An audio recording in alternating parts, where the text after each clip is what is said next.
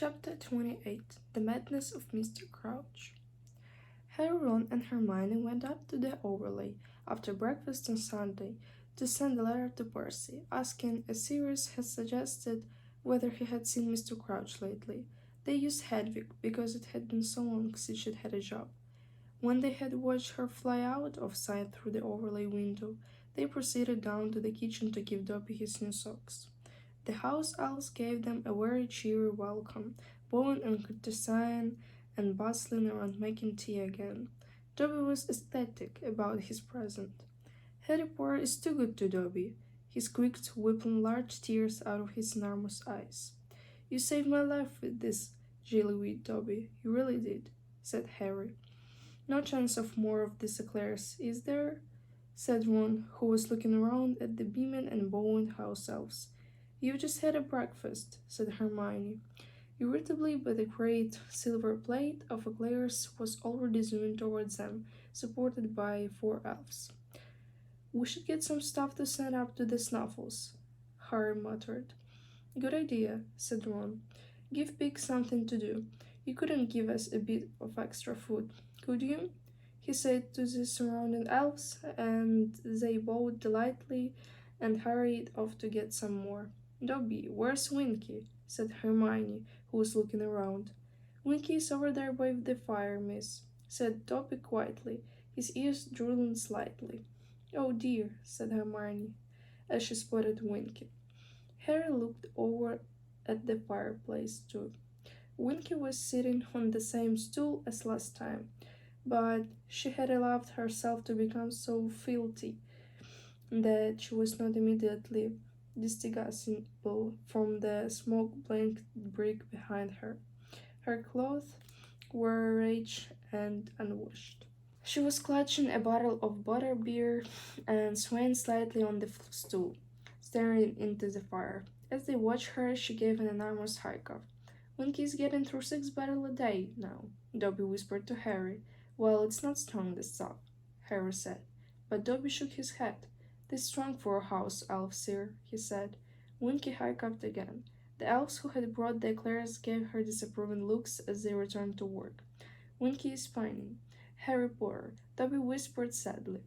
"Winky wants to go home. Winky still thinks Mr. Crouch is her master, sir, and nothing Dobby says will persuade her that Professor Dumbledore is her master now." "Hey, Winky," said Harry, struck by a sudden inspiration, walking over and bending down to speak to her. "You don't know what Mr. Crouch might be up to, do you? Because he stopped turning up to judge that Word tournament." Winky's eyes flickered. Her enormous pupils focused on Harry. She swayed slightly again and then said, "Master is stopped coming?" "Yeah," said Harry. "We haven't seen him since the first task. The Daily Prophet saying he's ill." Winky swayed some more, staring blurrily at Harry. "Master ill?" Her bottom lip began to tremble. "But we're not sure if that's true," said Hermione quickly. "Master is needing his Winky," whimpered the elf. "Master cannot manage all by himself. Other people manage to do their own housework, you know, Winky," said Hermione severely. "Winky is not only doing housework for Mr. Crouch." Winky squeaked indignantly, swaying worse than ever and slopping butterbeer down her already heavily stained blouse. "Master is trusting Winky with the most important the most secret." "What?" said Harry. But Winky shook her hair very hard, spilling more butterbeer down herself. "Winky keeps her master's secrets," she said monotonously, swaying her heavily now, frowning up at Harry with her eyes closed. "You is noising, you is." "Winky must not talk like that to Harry Potter," said Dobby angrily. "Harry Potter is brave and noble, and Harry Potter is not noisy. He is noisy, into my master's, private and secret, Winky is a good house elf, Winky keeps her silence, People trying to, pry and poke, Winky's eyelids dropped, and suddenly, without warning, she slid off her stool onto the hearth. snoring loudly. The empty bottle of butterbeer rolled away across the stone-flecked floor. Half a dozen half-elves came hurrying forward, looking disgusted. One of them picked up the bottle, the other covered Winky with a large checked tablecloth and tucked the ends in nearly, hiding her from view. "We're sorry you had to see that, Searson, miss," squeaked a nearby elf, snaking his head and looking very ashamed. "We's hoping you will not judge us all by Winky, Searson, miss." "She's unhappy," said Hermione, exasperated. "Why don't you try to cheer her up instead of covering her up?" "Begging your pardon, miss," said the house elf, bowing deeply again, "but house elves has no right to be unhappy when there's work to be done and masters to be served." "Oh, for heaven's sake," said Hermione angrily. "Listen to me, all of you. You've got just as much rights as wizards to be unhappy. You have got the right to wages and holidays and proper clothes. You don't have to do everything you're told. Look at Dobby." "Miss will please keep Dobby out of this," Dobby mumbled, looking scared. The cheery smiles and vanished from the faces of the house elves around the kitchen. They were suddenly looking at Hermione as though she was mad and dangerous. "We has your extra food," squeaked an elf at Harry's elbow, and he shoved a large ham, a dozen cakes, and some fruit into Harry's arms. "Goodbye." The house elves crowded around Harry, Ron, and Hermione, and began shunting them out of the kitchen, many little hands pushing in the small of their bags. "Thank you for the socks, Harry Potter." Dobby called miserably from the hearth, where he was standing next to the lumpy tablecloth that was Winky. "You couldn't keep your mouth shut, could you, Hermione?" said Ron angrily as the kitchen door slammed shut behind them. They want us visiting them now. We could try to get more stuff out of Winky's about Crouch." "Oh, as if you care about that," snuffled Hermione. "You only like coming down here for the food." It was an irritable sort of the day after that. Harry got so tired of Ron and Hermione snipping at each other over their homework in the common rooms that he took Sirius's foot up to the overlay that evening on his own. Pidgeon was much too small to carry an entire ham up to the mountain by himself, so Harry enlisted the help of two school screech owls as well. When they had set off into the dusk, looking extremely odd carrying the large package between them, Harry leaned on the window-sill, looking out the grounds at the dark, rustling treetops of the Forbidden Forest and the rippling sails of the Dumblestrand ship. An eagle owl flew through the coil of smoke rising from Hagrid's chimney. It soared towards the castle around the overlay and out of sight. Looking down, Harry saw Hedrick digging entergically in front of his cabin. Harry wondered what he was doing. It looked as though he was making a new vegetable patch. As he watched, Madame Maxime emerge from the Bimbantok's carriage and walk over to Hagrid. She appeared to be trying to engage him in conversation. Hedwig leaned upon his spade, but did not seem keen to prolong their talk, because Madame Maxime returned to the carriage shortly afterwards. Unwilling to go back to the Gryffindor Tower and listen to Ron and Hermione staring at each other, Harry watched Hedwig digging until the darkness swallowed him, and all around Harry began to awake, swooshing past him into the night. By breakfast next day, Ron and Hermione bad moods had burned out, and to Harry's relief, Ron's dark prediction that the house elves would send substandard food up to the Gryffindor table because Hermione had insulted them proved false. The bacon, eggs, and capers were quite as good as usual. When the post owls arrived, Hermione looked up eagerly. She seemed to be expecting something.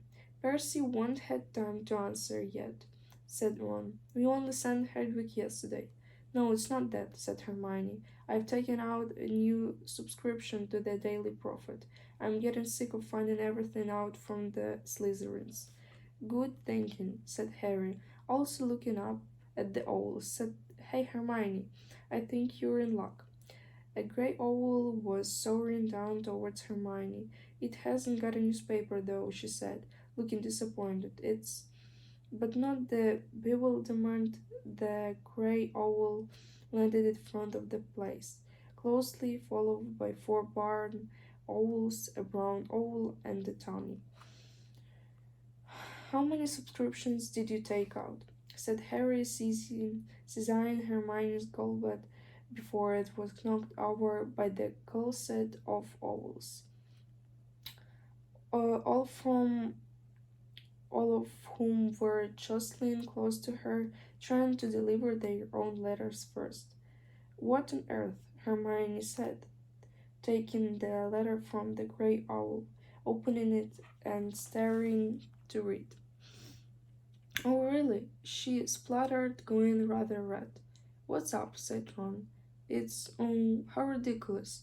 She thrust the letter at Harry, who saw that it was not handwritten, but composed from pencil letters that seemed to have been cut out of the Daily Prophet. You're a wicked girl. Harry Potter deserved better. Go back where you came from, Muggle. There, I'll like it, said Hermione desperately, opening one letter after another. Harry Potter can do much better than the likes of you. You deserve to be boiled in frog spawn. Ouch.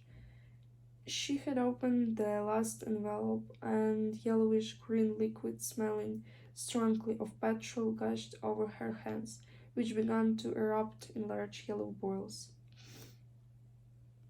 Undiluted Boboterbus, said Ron, picking up the envelope gingerly and sniffing it. Oh, said Hermione, tears starting in her eyes, and she tried to rub it off her arms with a napkin, but her fingers were now so thickly covered in painful sores that it looked as though she was wearing a pair of thick, knobbly gloves. You'd better get up to the hospital wing, said Harry, as the owls around Hermione took flight. We'll tell Professor Spoon where you've gone. I want her, said Ron, as Hermione hurried out of the great fall, cradling her hands. I want her not to annoy Rita Skeeter. Look at this one. He read out one of the letters Hermione had left behind. I read in Witch Weekly about how you're playing Harry Potter false and that boy has had enough hardship. Moody says he didn't see her anywhere near the judge's table at the second task or anywhere near the lake. Hermione, is there any point telling you to drop this? Said Ron. No, said Hermione stubbornly. I want to know how she heard me talking to Victor and how she found out about Hedwig's mom. Maybe she had bugged you, said Harry. Bugged? Said Ron blankly. What, put flies on her or something? Harry started explaining about hidden microphones and recording equipment. Ron was fascinated, but Hermione interrupted them. Aren't you two ever going to read Hogwarts history? And what's the point, said Ron. You know it off by heart. We can just ask you. All the subtitles for magic muggles use electricity and computers and radar and all of these things. They all go haywire around Hogwarts. There's too much magic in the air. No readers using magic to eavesdrop. She must be. If I could just find out what it is. Oh, if it's illegal, I'll have her. Haven't we got enough to worry about? Ron asked her. Do we have to start a vendetta against Rita Skeeter as well? I'm not asking you to help, Hermione snapped. I'll do it on my own. She marked back up the marble staircase without a backward glance. Harry was quite sure she was going to the library.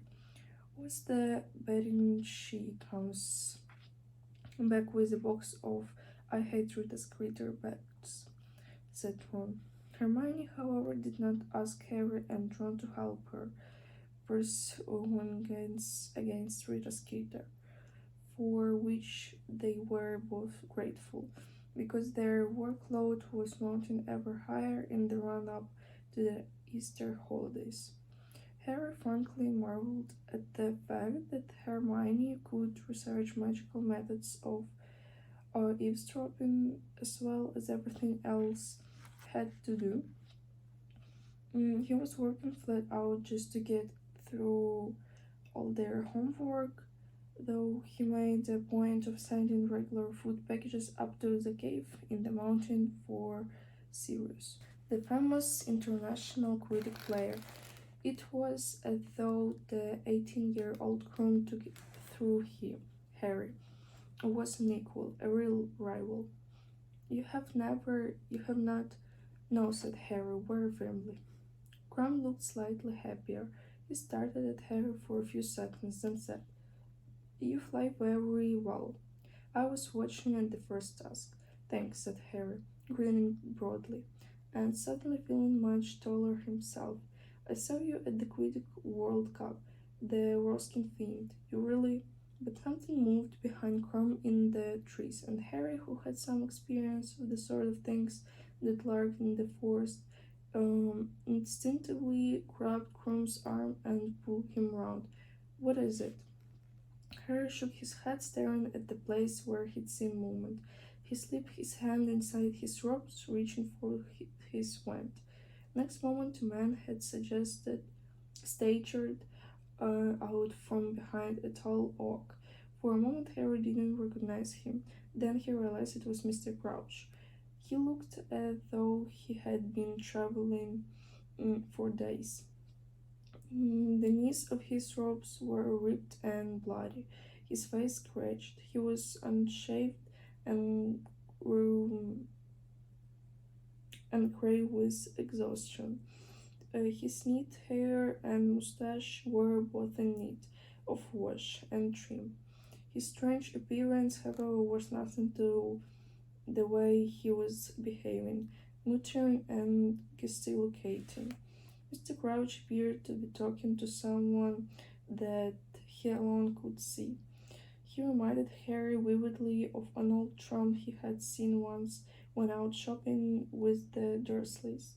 That man, too, had been conversing wildly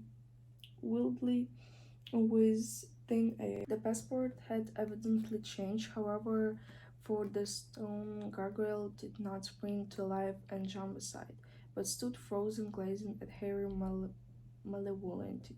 Move, Harry shouted at it. Come on. But nothing at Hogwarts had ever moved just because he shouted at it. He knew it was no good. He looked up and down the dark corridor. Perhaps Dumbledore was in the staff room?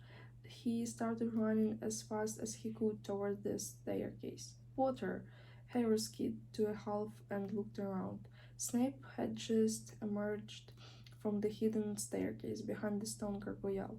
The wall was sliding shut behind him even as he beckoned Harry back towards him. What are you doing here, Potter? I need to see Professor Dumbledore, said Harry, running back up to the corridor and skidding to a standstill in front of Snape instead. It's Mr. Crouch. He just turned up. He's in the forest. He's asking, What is the rubbish? Said Snape, his black eye glittering. What are you talking about? Mr. Crouch, said Harry shouted. From the ministry. He's ill or something. He's in the forest. He wants to see Dumbledore. Just give me a password up to. The headmaster is busy, Potter, said Snape.